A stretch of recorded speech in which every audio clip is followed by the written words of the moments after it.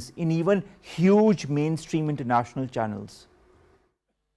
Yes, indeed, Umar. It is very sad and it is very biased and partial behavior from, broadcaster like BBC, who had a very, good repute about 20 years ago. But since last for 10, 15 years, their biased behavior, their repute is getting, very badly affected. And I mean, it is not about that. It is about their tilt towards the culprit, and which is Israel, which is Netanyahu, and they are indirectly they are hiding the news of what is exactly going on in terms of genocide.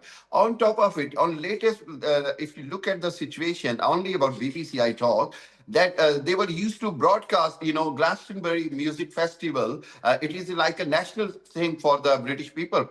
And because this year, Bob Dylan and other major singers, they had protested against Israel, and they chanted death to IDF, and they chanted slogans against Israel. They have stopped broadcasting Glastonbury Music Festival as well, and they named everything falsely on anti-Semitism. When it comes to anything to do with the human rights violations, when it comes to showing the reality of, crimes against Palestinian, crimes against humanity, I think there is a great, I would say, realization in British public as well that the BBC is losing its credibility. Whether it is the head Deborah, whether it is Gabe, whether it is other, senior management involved, we have seen lots of resignations in relation to that as well. But sadly, we have seen that the BBC is continued with its, biased and partial, I would say, media policy. And on the other hand, that's why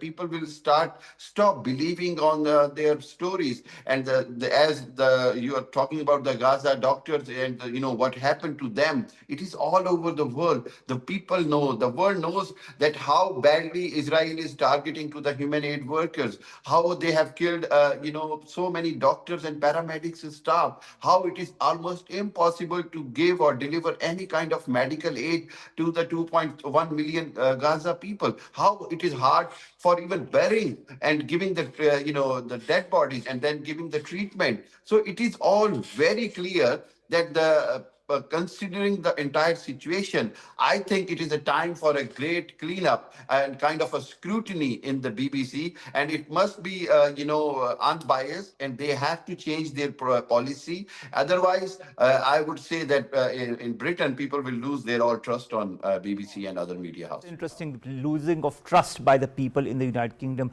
Dr.